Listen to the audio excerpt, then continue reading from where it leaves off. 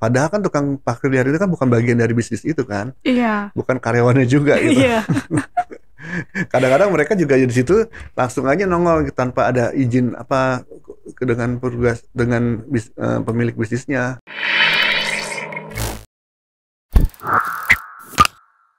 Sebelum Anda lanjut nonton video ini, silakan Anda subscribe, like, dan share kepada teman-teman Anda sehingga channel ini bisa bertumbuh. Halo sahabat coaching, balik lagi sama aku Aulia di YouTube channel Coaching for Business. Nah, kesempatan kali ini kita akan membahas parkir liar merugikan UMKM. Pasti teman-teman pernah kan merasa, ih males banget ada tukang parkirnya gitu kan. Nah, terus kalau misalkan nggak ada uang receh, mau ngasih juga nggak enak gitu ya. Nah, teman-teman pasti pernah kan merasakan hal itu. Terus apalagi kalau misalkan teman-teman yang sebagai pebisnis yang suka ngebuka bisnis di pinggir jalan yang dekat pinggir jalan raya, terus ternyata income-nya tuh turun karena ada tukang parkir ini gitu. Nah, pasti teman-teman resah kan. Nah, gimana sih cara ngatasinnya? Yuk langsung aja kita bahas dengan Coach Adit. Halo Coach. Halo, Ya, apa kabar Coach? baik, Alhamdulillah. Jadi gini Gimana? Coach, saya tuh pernah baca berita ada seorang pebisnis, dia UMKM gitu, sepertinya pedagang bakso atau apa gitu Coach. Itu udah lama banget, dari 15 tahun yang lalu. Nah, sebenarnya omsetnya itu udah gede ya Coach ya. Nah, semenjak ada parkir liar ini tuh omsetnya bahkan sampai turun 50% Coach. Oh ya? Iya. Semenjak ada tukang parkir liar yang di tempat parkirnya Di depannya di pedagang bakso ini. Oke. Nah, itu kan pasti resah gitu ya Coach ya. Kok biasanya rame jadinya sepi, kan pasti merasa gitu Coach. Nah, menurut Coach Adit nih, dari faktor eksternal ini, dari parkir liar yang kelihatannya sepele ya Coach ya, tapi ternyata bisa memberikan dampak besar ternyata pada bisnis. Nah, kenapa sih faktor eksternal ini tuh sangat mempengaruhi UMKM Coach? Ya memang parkir liar tuh kesannya sepele ya, gitu. Siapa sih yang apakah itu hal yang biasa gitu kan? Iya. Ada tempat di mana ada parkiran pasti ada tukang parkirnya. Gitu ya. Iya. Nggak ada makanan gratis di dunia ini gitu ya. Mau parkir mobil aja harus bayar gitu ya. Ya nggak apa-apa kalau resmi kan gitu. Iya. Dan memang membantu gitu ya. Artinya gini, parkir liar, petugas parkir yang memang benar itu kan yang bukan hanya sekedar sembarangan memarkirkan, tapi juga bisa memberikan solusi dan menjaga gitu, memberi solusi parkir gitu kan, dan menjaga aset, menjaga kendaraan-kendaraan dari pemilik itu ya, pemilik kendaraannya gitu kan, yang parkir resminya ya. Jadi karena dititipin gitu kan kendaraannya ke tukang parkir ini gitu, ke jasa parkir ini gitu ya. Harusnya kan kayak gitu. Harusnya. Dan memang harganya udah jelas gitu kan. Harganya udah jelas. Nah, kalau parkir liar kan kita nggak tahu sih seperti apa ya. Yang pengalaman saya sih, kalau parkir liar itu mau masuk toko atau restoran yang pinggir jalan yang parkir liar gitu, atau ke minimarket gitu ya, convenience store, itu ya masuknya nggak dibantu, keluar baru ketika mau keluar kendaraan kita gitu, baru prit gitu. Iya, benar-benar Coach. Ya kan nyebelin gitu kan. Terus kita harus bayar 2.000 gitu. Bukan masalah 2.000-nya sih gitu kan. Karena juga sekarang juga sistem pembayaran udah banyak yang cashless ya. Iya. Jadi kan saya juga kalau belanja-belanja di minimarket, di convenience store, itu ya debit, kris gitu kan, udah biasa gitu kan. Debit card, kris atau e-money gitu kan. Jarang yang pakai cash. Betul. Terus jadi kan gak ada kembalian. Jadi kadang-kadang uang kembaliannya nggak ada buat bayar parkir. Jadi masalah pula gitu kan. Nanti kita juga jadi gak enak kan, nggak bayar gitu kan. Iya. Nyuekin juga, kita sering ke situ nanti ditandain sama petugas parkir liarnya itu kan, nih wah ini mobil nomor ini nih, sepeda motor nomor ini nih gitu kan, ditandain gitu. Jadi sedih, sama-sama nggak enak. Jadi dampaknya apa ya, tadi kamu tanya gitu ya? Ya ketidaknyamanan gitu loh. Iya. Yang utamanya ya buat si pembeli ini ya, mau datang ke toko itu, mau datang ke convenience store tersebut, mereka nggak nyaman gitu ya. Udah gitu nggak diatur-atur juga, jadi parkirnya berantakan gitu kan. Motor di mana gitu kan, jadi nggak tertata. Padahal juga jadi nggak ada manfaatnya nih petugas parkir liar ini ya. Motor parkir aja, yang parkirin juga si pengemudinya sembarang aja gitu kan. Tapi tidak ditatur, sehingga ada kendaraan lain baru yang masuk juga susah gitu kan. Jadi akhirnya orang malas ke situ gitu kan. Jadi yang pertama kenyamanan yang tamu ya, calon pembeli ini jadi berkurang gitu ya. Ya tentunya jelas kalau merasa nggak nyaman di situ ya nggak jadi deh gitu. Itu kan yang dampaknya ya, yang utama ya. Iya. Ya tadi ketika dia parkirnya juga sembarangan, akhirnya petugas parkir juga tidak punya kemampuan atau tidak peduli tentang penataan kendaraan-kendaraan yang parkir di situ, akhirnya malah bikin macet gitu. Bikin macet ketika mau masuknya, ketika mau keluarnya gitu kan. Tukang parkirnya karena dia ingin ngejar duitnya aja, akhirnya tidak mempedulikan lalu lintas yang sedang jalan, sedang itu ya, yang ini. Jadi dia hanya semua di stop, semua dia hanya untuk memberikan kesempatan buat yang parkir bisa keluar karena pengen dapat duitnya gitu kan. Nah, sebetulnya kan juga ada aturannya tuh, kalau petugas parkir itu ketika menyetop kendaraan itu harus kayak gimana sih aturannya gitu loh, di posisi berdirinya di sebelah mana itu ada gitu ya. Tapi kalau biasanya mereka yang liar itu ya maunya berdirinya yang dekat si pengemudinya gitu kan, sehingga dikasih duitnya dia bisa gitu dapat ambil duitnya, dan setelah ambil duitnya diambil dia pergi aja gitu. Jadi belum sempat mobil atau kendaraan itu benar-benar masuk ke dalam jalan raya dia udah pergi gitu. Itu kan yang nyebelin gitu ya. Jadi penyebab kemacetan, jadi juga rawan kecelakaan. Yang ketiga ya jadi image jadi negatif ya.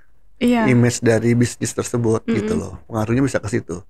Dari yang tadinya karena nggak enak parkirnya gitu kan. Parkirnya berantakan. Jadi macet gitu ya. Sampai ke image-nya juga pengaruh gitu. Padahal kan tukang parkir liar itu kan bukan bagian dari bisnis itu kan. Bukan karyawannya juga gitu. Kadang-kadang mereka juga di situ langsung aja nongol tanpa ada izin dengan pemilik bisnisnya, dengan manajemen di bisnis itu kan. Langsung aja di situ merasa udah haknya gitu kan. Karena lingkungannya mungkin. Karena lingkungannya gitu kan. Dia merasa orang di situ, tokoh di situ kali gitu ya. Tokoh apa ya? Jadi ya pokoknya merasa kayak udah haknya dia kalau dia yang jadi tukang parkirnya gitu. Gitu sih. Jadi dampak-dampaknya kayak gitu. Kalau misalkan jadi negatif image dari bisnis tersebut ya Coach ya.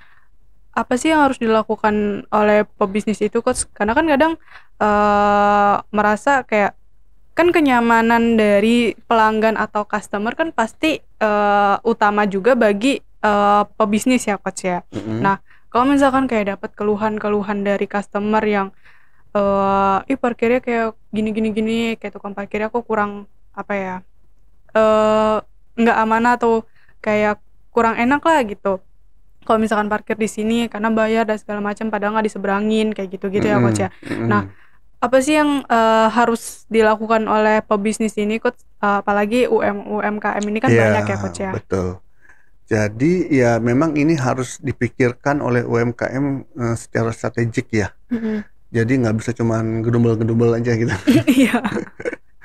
Ya harus dipikirkan gitu ya, karena juga ya kita juga nggak bisa sembarangan ngusir mereka sih kan gitu ya.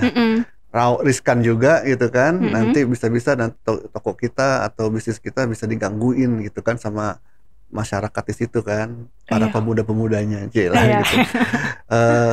Dan juga kita juga nggak mau juga kan sebetulnya menghilangkan rezeki mereka gitu kan. Karena biar gimana pun kita buka bisnis tersebut, di situ harusnya sih bisa memberikan sumber rezeki juga ya buat masyarakat sekitar gitu loh.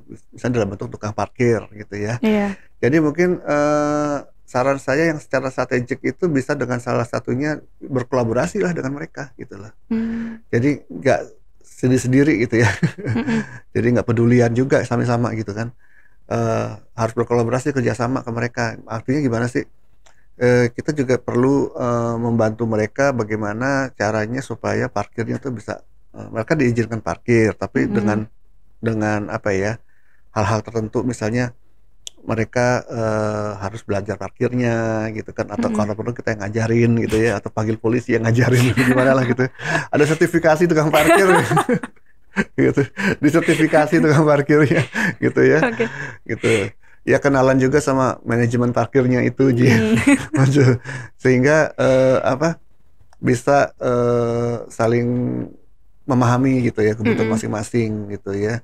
Jadi jangan sampai kalau misalnya bisnisnya juga berkurang omsetnya karena nggak ada pelanggan yang banyak ke situ, kan juga merugikan tukang parkirnya. Jadi dia juga nggak dapat banyak income ya. Iya. Dari situ gitu. Jadi harus menjalin kerjasama gimana supaya sama-sama menang lah, sama-sama nyaman gitu ya. Dia juga bisa menjalankan bisnis parkirnya, tapi juga nggak sembarangan gitu kan. Bisa juga tetap bisa menjaga apa ya, ketertiban di parkirannya itu gitu ya, ketertiban dari keluar masuknya kendaraan sampai keamanannya gitu. Seperti apa itu harus kerjasama, harus dipikir bersama gitu ya. Terus strategi yang lain juga bisa dengan cara memberikan insentif kepada pelanggan. Bisa dengan pembelian tertentu, oh dapat parkir gratis nih gitu. Bisa. Kita suka ya kalau di apa tuh kita belanja di toko-toko besar sih biasanya sekarang ini ya. Kenapa nggak dipakai juga di UMKM gitu kan? Jadi belanja pembelian misalnya di restoran makan di situ ya, rumah makan, dia belanja makan di situ di atas 100.000, oh dapat parkir gratis. Bawa kendaraan nggak? Kalau bawa dapat parkir gratis gitu. Jadi nanti dikasih kuponnya itu, biar dikasih ke tukang parkirnya, biar tukang parkirnya klaim ke itu kan, ke UMKM-nya gitu. Dikumpulin dulu seharian baru diklaim gitu kan. Nanti si kasirnya UMKM itu yang bayar ke tukang parkirnya gitu, tapi kuponnya jangan sampai hilang gitu kan. Gitu. Bisa juga sih Coach. Kan menarik ya, iya. gitu. Itu juga kalau untuk kolaborasi juga sih. Ya harus dikombin dengan yang pertama sih. Menurut saya tetap tukang parkir ini juga harus ngerti bagaimana menjadi jasa parkir yang baik gitu loh. Iya, ya kan, ya nggak sembarang cuman ketika keluar doang ngambil duitnya, minta duitnya terus dicuekin, atau ketika masuk dicuekin, parkirnya sembarangan gitu kan. Tapi tetap dia harus bantu mengelolanya dengan baik gitu loh, sehingga pelanggan tuh nggak trauma di situ gitu kan. Menurut saya sih pelanggan sih mau aja sih bayar parkir ya, asal jelas aturannya kayak gimana di situ, dan jelas juga keamanannya gitu kan, dan memang membantu mereka untuk parkir gitu. Betul. Kan bukannya malah ngerepotin gitu. Ya kan, memberikan solusi mereka supaya parkir yang nyaman gitu. Oke, dari kalau misalkan dari customer pelanggan yang nyaman, pasti kan bisnisnya juga aman, tentram gitu Coach.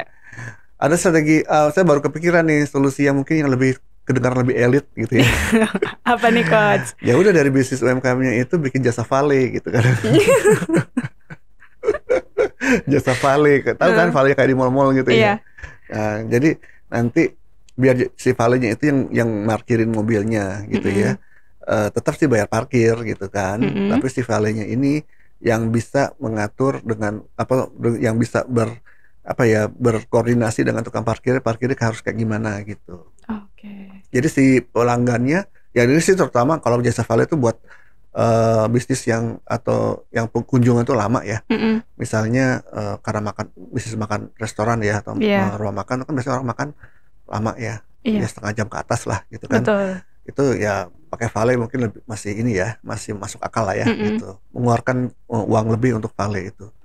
Daripada mereka repot nyari parkir sendiri gitu kan, nggak dapet atau bingung, keringetan dingin, udah kelaparan gitu kan, belum sempat masuk udah susah nih parkir. Mendingan dia tinggalkan aja mobilnya dengan valet itu, biar valet yang pusing nyariin ininya parkir, mereka tinggal makan gitu. Gitu. Macam-macam sih ya bentuknya ya gitu. Ya kalau isi UMKM itu sendiri punya lahan kosong di sebelahnya, ya jadi tempat parkir gitu. Iya. Benar. Gitu. Tapi semuanya yang penting adalah tidak melanggar hukum. Dengan peraturan-peraturan mungkin transportasi yang ada kali ya. Kalau parkir itu hubungan dengan peraturan di mana sih gitu kan, bagian apa gitu. Dan juga bisa menjaga ketertiban dan keamanan lah gitu. Akhirnya pelanggan itu juga bukannya trauma malah senang di situ gitu kan. Betul. Nah, gitu deh. Oke, menarik banget nih teman-teman. Kalau dari teman-teman ada pendapat lain, boleh langsung aja tulis di kolom komentar ya. Nah, buat teman-teman yang bisnis UMKM-nya atau semacamnya mau di-coaching dengan Coach Aditya sebagai bisnis coach profesional dan bisa memberikan solusi atau strategi untuk para teman-teman, langsung aja hubungi di kolom deskripsi ya. Cukup sekian dari aku Aulia. Saya Aditya Mijaya. Sampai jumpa. jumpa.